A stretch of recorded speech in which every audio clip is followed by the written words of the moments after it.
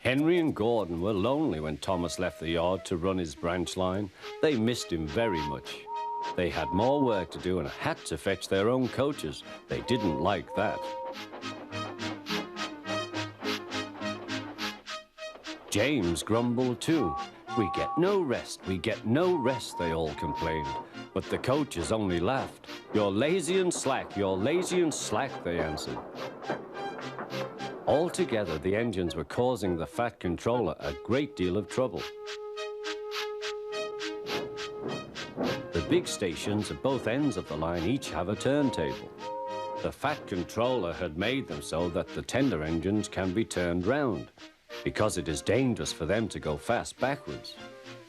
Tank engines like Thomas don't need turntables. They can go just as well backwards as forwards. But to hear Gordon talk, you would have thought that the Fat Controller had given him a tender just to show how important he was.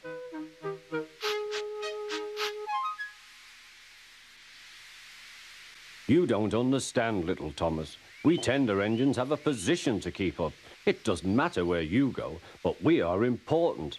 And for the Fat Controller to make us shunt trucks, fetch coaches, and go on some of those dirty sidings, it's not the proper thing." Thomas chuckled and went off with Annie and Clarabelle. "Disgraceful," Gordon hissed as he ran backwards to the turntable. The turntable was in a windy place close to the sea, and if he was not on it just right, he put it out of balance and made it difficult to turn. Today, Gordon was in a bad temper, and the wind was blowing fiercely.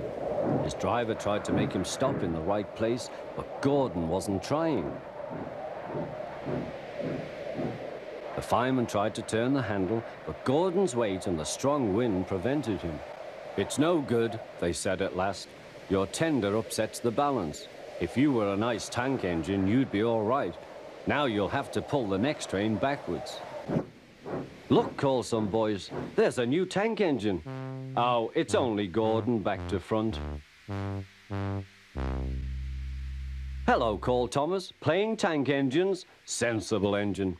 Take my advice, scrap your tender and have a nice bunker." Gordon said nothing. Even James laughed when he saw him. "Take care," hissed Gordon, "you might stick too." "No fear," chuckled James, "I'm not so fat as you." "I mustn't stick," thought James. He stopped on just the right place to balance the table. It could now swing easily. Gordon arrived in time to see everything.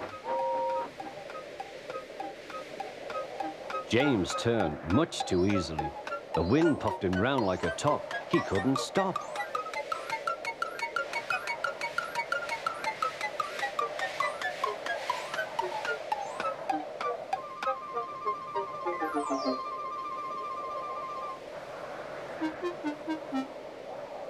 "Well, well," said Gordon, "are you playing roundabouts?" Poor James, feeling quite giddy, rolled off to the shed without a word.